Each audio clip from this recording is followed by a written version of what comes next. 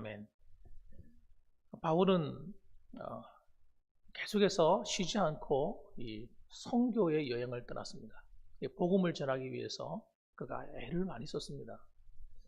복음 전하는 일이 뭐 그때나 지금이나 정말 만만한 이야기가 아니죠. 어쩌면 지금 같은 경우야 전도하는 일이 사실상 쉽습니다. 그렇지만 그 당시에는 도대체 예수 그리스도가 누구신지, 그리고 또 왜 그걸 믿으라고 하는지 사람들은 알지를 못했습니다. 그리고 그런 것이 있다는 이야기도 듣도 보도 못했어요. 그런 상태에서 이 하나님 말씀을 전하고 복음을 전하는 것은 정말 쉽지 않았고, 또 예수님을 전하는 것 때문에 반대가 상당히 많았습니다. 어떤 반대가 많았을까요? 첫째는 유대인들의 반대죠. 유대인들이 예수님을 전하는 것을 대단히 싫어했어요. 그래서 하여튼 할 수 있는 대로 하여튼 어떻게든지 반대하기 위해서 몸부림을 쳤고, 심지어는 뭐 선교지에 가서 복음을 전하고 있으면 그 소문이 나잖아요. 소문이 나면 유대인들이 쳐들어와서 아주 해방을 놓았어요. 뿐만 아니라 그 동네에 있는 사람들을 선동을 해가지고 쫓아내기도 하고, 그렇게 아주 참 곤란한 일들을 많이 당했습니다. 그럼에도 불구하고 그는 복음 전하는 것을 하나님 주신 사명이라고 여겼어요. 그래서 이방인의 선교사라서 자부심을 가지고 복음을 전했습니다. 그리고 한동안 그가 복음을 전하기 위해서 이 복음을 준비하고 있던 그 소아시아 지역을 향해서 복음을 전하려고 준비하고 있었는데, 그 드로아에서 머물고 있을 때에 두 가지 고민이 있었습니다. 한 가지는 뭐냐면, 이 복음을 들고 나가는 그 길에 하나님이 함께 해주셔야겠는데 어떻게 할까 하고 이제 내려가려고 하는데, 하나님께서 복음을 가지고 마게도냐 지방으로 가라고 하는 음성을 듣는 거예요. 참 곤란한 갈등이 생긴 거잖아요. 어디로 가야 될까 하고, 자기 원래 계획은 소아시아 지역인데 하나님께서, 주님께서 나타나셔서 마게도냐로 가라. 계획이 갑자기 변경되는 거죠. 그것을 이렇게 표현했습니다. 내가 그리스도의 복음을 위하여 드로아에 이름에 주 안에서 문이 내게 열렸으되. 이 문이 열렸다고 하는 것은 눈에 보이는 문을 말하는 것이 아니고 전도의 문을 말하는 것입니다. 복음을 전하는 문이 열렸다는 거예요. 그리고 또 한 가지 고민이 뭐였냐면, 디도를 만나기로 했어요. 드로아에서. 디도가 빨리 와가지고 한 가지 소식을 전해주기 원했습니다. 그 소식이 뭐냐면 바로 고린도 교회에 대한 소식이었습니다. 고린도 교회의 첫 번째 편지를, 고린도전서를 보냈을 때 그 메시지가 상당히 강력한 메시지였습니다. 그런데 그 메시지를 받고 과연 고린도 교회가 어떤 자세를 취했는지 너무너무 궁금한 거예요. 그래서 그것 때문에 밤에 잠도 안 오는 겁니다. 고린도 교회가 어떻게 되었을까 하고 고민하고 있는데, 거기서 만나기로 했던 디도도 오지를 않죠. 그래서 참 난처한 입장에 처했다는 겁니다. 그렇지만 오래 머물 수가 없어가지고 어떻게 합니까? 그는 떠나야 됐습니다. 그래서 그들을 작별하고 어디로 갔다고요? 마게도냐로 갔노라. 이렇게 얘기를 하고 있는 것입니다. 이걸 보면서 저는 이 바울의 마음속에 있는 고린도 교회를 향한 마음이 느껴지더라고요. 그렇게 정말 그 바쁜 사역 가운데도 고린도 교회를 향한 마음이 저렇게 간절하구나. 그 소식을 알고 싶어가지고 그렇게 마음에 애를 쓰고 있구나 하는, 마치 아버지가 자식을 어디 내놓고 난 다음에 그 자식을 염려하는 것 같은 그런 마음을 제가 받았습니다. 그러면서 이런 고백을 합니다. 우리 14절 말씀을 읽어보겠습니다. 14절 말씀 읽어봅니다. 시작. 항상 우리를 그리스도 안에서 이기게 하시고 우리로 말미암아 각처에서 그리스도를 아는 냄새를 나타내시는 하나님께 감사하노라. 참 이상한 것이 뭐냐면, 바울은 하나님께서 그가 가는 곳마다 복음의 문을 자꾸 열어주시는 거예요. 이게 은혜죠, 은혜. 그가 감옥에 가면 감옥에서 복음의 문이 열리고, 그가 동쪽으로 가면 동쪽에 복음의 문이 열리고, 서쪽으로 가면 서쪽에 복음의 문이 열리고, 하나님께서 그 가는 곳마다 복음의 문을 열어놓으시는 거예요. 아까도 조금 전에도 말씀드린 것처럼 그렇다고 해서 어려움이 없었던 게 아니잖아요. 복음으로 말미암는 핍박이 계속 있었지만은 희한한 것은 뭐냐면 항상 하나님이 이기게 하신다는 거예요. 승리를 주신다는 거예요. 그래서 14절에 이렇게 얘기합니다. 항상 우리를 그리스도 안에서 이기게 하시고, 이긴다고 하는 말은 육신적인 어떤 싸움에서 이겼다는 말을 하는 것이 아니라 영적인 싸움에서 이겼다는 걸 얘기하는 거예요. 그래서 여러분, 바울을 갖다 묶어놓으면 복음이 안전해지겠지. 감옥에 집어넣으면 안전해지겠지. 감옥에 집어넣는데 감옥에서 복음의 역사가 계속 일어나는 거예요. 빌립보 감옥에 집어넣었더니 그 빌립보 감옥에서 기적이 일어나는 거예요. 바울이 기도하고 찬미하는데 하나님께서 옥토를 흔들어 버려가지고 하나님이 기적을 행하시고, 그로 말미암아 그 간수장, 그 간수장과 그 가족이 전부 다 예수 믿는 그런 기적이 일어나는 거예요. 그래가지고 빌립보 교회에 교회가 생겨버리는 거예요. 그 가족이 자기 집을 오픈해가지고 교회를 하게 됩니다. 빌립보 교회가 세워지는 기적이 있다. 그가 기도처가 없는 거 하고 빌립보의 그 강가를 따라서 내려가는데 거기서 빨래하던 사람들 가운데 자주장사 루디아를 만나지 않습니까? 성경이 뭐라고 얘기합니까? 하나님께서 루디아의 마음을 여시사, 루디아의 마음을 열어가지고 바울로 하여금 복음을 듣게 만들고 그 여인이 거듭납니다. 그런데 놀랍게도 이 루디아라는 여자가 막강한 여자인 거예요. 어마어마하게 돈이 많은 사람이에요. 자주장사, 이 옷감을 만들어 파는 그런 장사. 그래서 돈을 많은 여자예요. 그런데 그 여인이 복음을 듣고 어떻게 합니까? 자기 집을 오픈하고 물질을 깨트려서 선교 사역을 돕습니다. 재정적인 뒷받침을 해주는 거예요. 이런 일이 일어나는 거예요, 여러분. 그러니까 바울이 뭐라고 얘기합니까? 너무 기가 막히지 않습니까? 항상 우리를 그리스도 안에서 이기게 하시고 우리로 말미암아 각처에 그리스도의 냄새를 나타내시는 하나님께 감사하노라. 가는 곳마다 복음의 문이 열려서 하여튼 사람들이 복음의 향기를 맡도록 하나님 그렇게 나를 통해 일하셨다는 거예요. 그런 간증을 하는 거예요. 그렇지만 자기 마음속에는 고민이 많죠. 고린도 교회에 대한 고민도 있고 여러 가지 그런 고민이 있음에도 불구하고 하나님의 그 사역은 조금도 멈추지 않는다는 거예요. 저는 여러분, 우리 교회 성도님들이 그렇게 되었으면 좋겠어요. 여러분들이 하나님 그렇게 쓰셨으면 좋겠어요. 여러분들이 가는 곳마다 복음의 문이 열리기를 주님의 이름으로 축원합니다. 여러분이 가는 곳마다 영적인 전쟁에서 승리하기를 주님의 이름으로 축원합니다. 그렇게 되면 얼마나 좋아요. 그 다음에 여러분, 더 나아가서 이런 얘기를 합니다. 15절 말씀 한번 읽어보겠습니다. 15절 말씀 읽어봅니다. 읽습니다. 우리는 구원받는 자들에게나 망하는 자들에게나 하나님 앞에서 그리스도의 향기니. 우리가 그리스도의 향기다라고 이렇게 바울이 선포하는 거예요. 이거는 어쩔 수 없는 거예요. 어쩔 수 없는 거예요.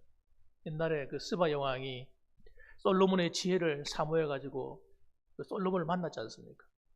솔로몬을 찾아왔을 때 솔로몬의 지혜를 시험하기 위해서 이런 시험을 했다고 합니다. 꽃을 심은 화분 2개를 가져왔어요. 꽃을 심은 화분 2개를 가져왔는데 같은 꽃이에요. 그리고 보니까 다 정말 진짜 꽃 같아요. 그런데 하나는 조화예요.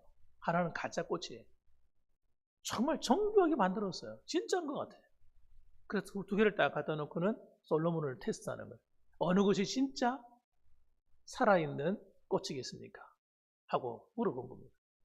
그러니까 솔로몬이 잠시 생각하더니 옆에서 일하는 사람들을 부른 거예요. 신하들을 불러가지고 지금 저 뒷동산에 가가지고 날아다니는 나비하고 벌을 몇 마리 좀 잡아와라. 그랬다는 거예요. 그래 나가서 어떻게 기습 잡아왔어요. 잡아와서 야 방에다 풀어놔라.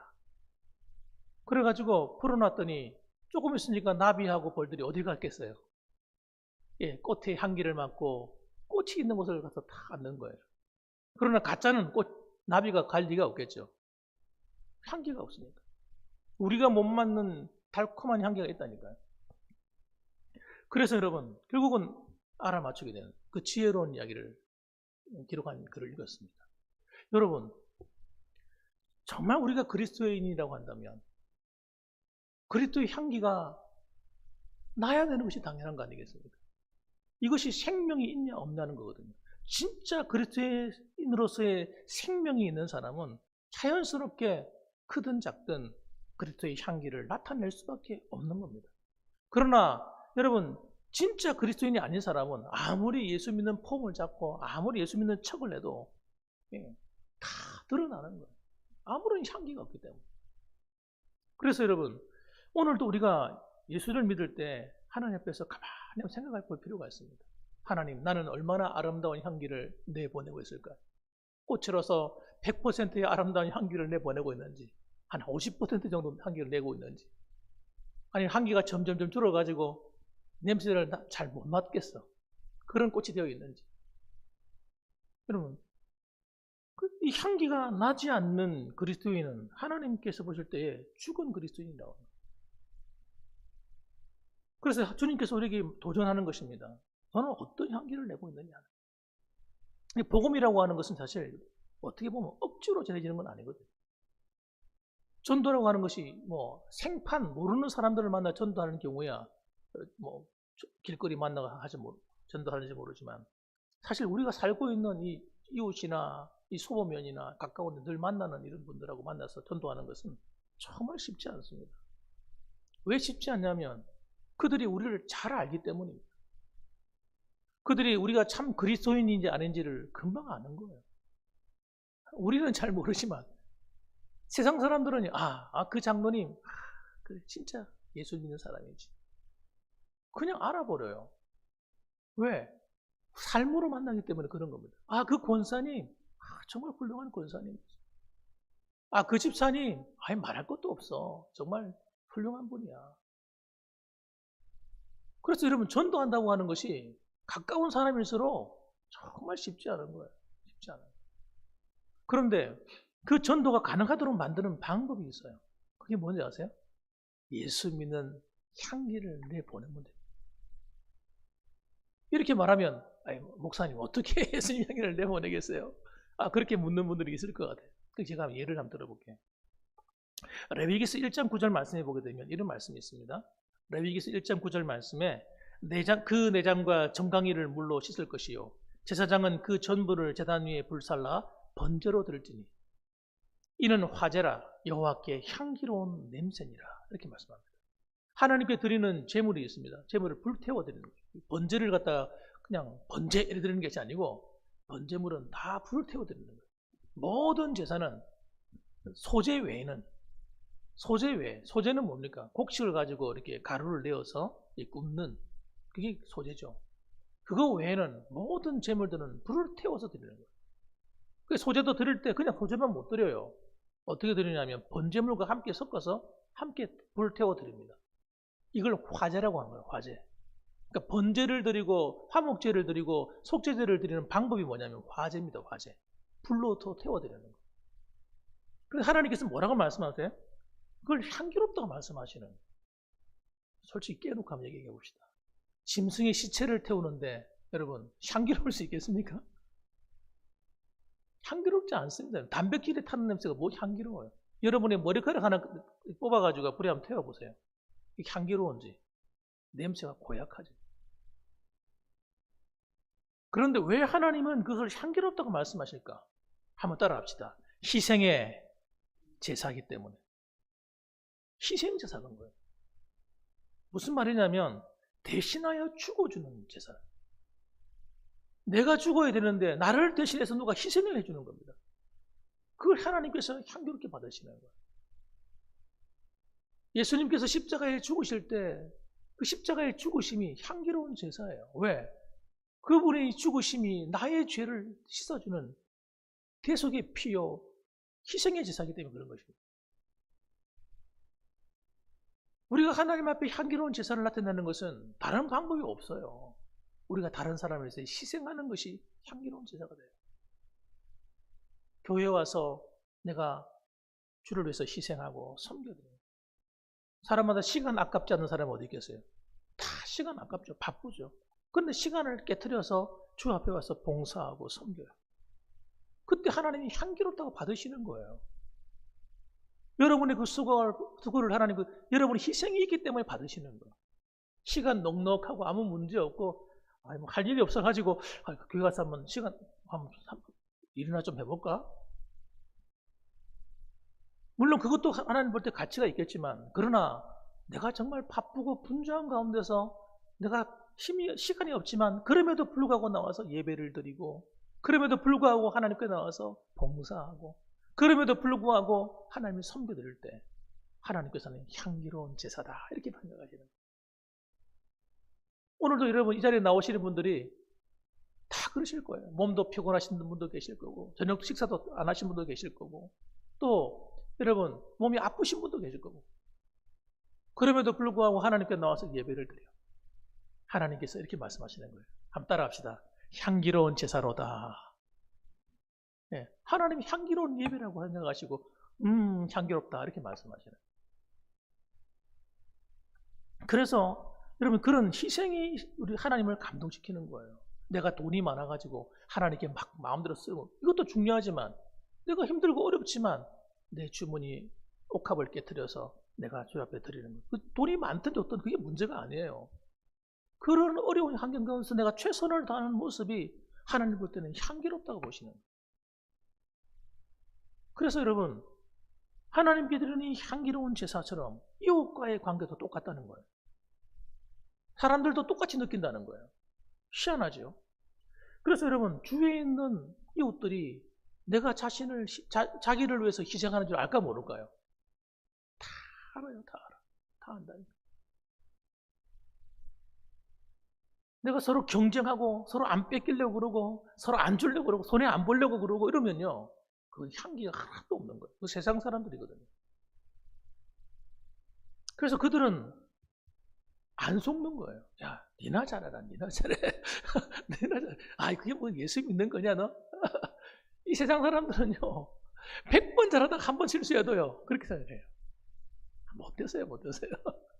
사람의 마음이 원래 그래요. 악해요. 그래서 때로는 우리가 바보가 되어주는 거예요. 여러분, 바보라서 바보가 되어주는 게 아니에요. 때로는 그냥, 그래. 알면서도 넘어가 주는 거예요. 쳐주는 거예요. 손해도 봐주는 거예요. 주를 희생하고 섬겨주는 거예요. 여러분, 그렇게 할 때 여러분, 그들이 우리의 말에 귀를 기울입니다. 귀를 기울여요. 그러니까 우리가 향기로움을 나타낸다고 하는 것이 얼마나 중요한지 모릅니다. 하나님께뿐만 아니라 세상 사람들 앞에서 복음이 나가는 문을 여는 거예요.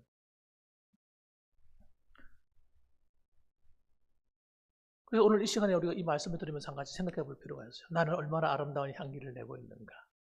한번 생각해 볼 필요가 있어요. 저도 한번 생각해 보죠. 저도 끔찍하죠. 나도 부족함이 너무 많기 때문에. 여러분, 서로가 아름다운 향기를 내는, 그 향기가 널리 퍼져나가는 우리 봉황교회가 되기를 주님의 이름으로 축원합니다. 그래서 15절과 16절 말씀을 읽어봐야 됩니다. 한번 읽어봅시다. 자, 읽어봅니다. 시작. 우리는 구원받는 자들에게나 망하는 자들에게나 하나님 앞에서 그리스도의 향기니, 이 사람에게는 사망으로부터 사망에 이르는 냄새요, 저 사람에게는 생명으로부터 생명에 이르는 냄새라. 누가 이 일을 감당하리요? 우리가 복음을 전하잖아요. 복음을 전하면서 그리스도의 향기를 나타냅니다. 어떤 사람은 받아들이는 사람도 있고 안 받아들이는 사람도 있습니다. 안 받아들이는 사람들은 죄송하지만 사망에서 사망으로 이르는 냄새가 돼요. 하나님의 심판이에요. 안 믿음으로 하나님의 심판을 이미 받아버린 겁니다. 그러니까 어떤 사람들은 우리의 말을 듣고 그 향기를 받아들이고 그 주님을 옆에 나오게 됩니다. 그것은 그 사람은 생명에서 생명으로 이르게 만드는 향기가 되는 것이죠. 그래서 복음이 여러분 우리의 삶과 함께 증거되는 겁니다. 그러니까 가까운 이웃들에게는 그렇게 증거되는 겁니다. 자, 제가 올 봄에 사택 앞에 화단을 만들었습니다. 이 화단을 만드는 건 우리 이제 교회도 화단을 만들었습니다만은, 화단을 만들려고 하는 것은 그냥 생각한 것이 아니라 너무 좀 이렇게 황량해서 보기가 너무 안 좋고 해서 무언가를 화단을 만들어서 이렇게 좀 아름답게 했으면 좋겠다. 그걸 한 몇 년 걸렸어요. 몇 년째 기도만 하고 있었어요. 그러다 올 봄에 드디어 실천에 옮기게 됐는데, 그런데 화단을 만들 수가 없는 땅이에요. 그 땅이. 밑에가 조금만 탁 파면요, 안반이 크게 나옵니다. 안반이 나오기 때문에 뭐 꽃을 심을 수가 없습니다. 그럼 이걸 어떻게 해서 하단을 만들까? 고민하고 있는데, 위에다 흙을 좀 갖다 이렇게 했으면, 흙을 갖다 실어서 화단을 만들어서 안에 흙을 많이 쌓으면 가능할 수도 있겠다. 그런 생각이 들더라고요.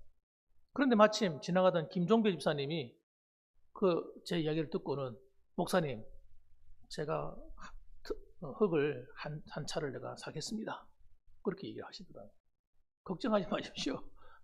그래서 한 트럭을 사면 반은 위에, 반은 교회 앞에 이렇게 하단을 만들었으면 좋겠다는 결심이 생겼는데, 그래가지고 하여튼 좀 약간 늦었지만은 하단을 어쨌든 만들었어요. 시멘트 블럭을 사가지고 최대한 돈이 안 드는 방향에서 만들었는데, 그 꽃을 심어놨어요. 처음에는 심어놨는데 별로 뭐 이쁘지도 않고 별로더라고요.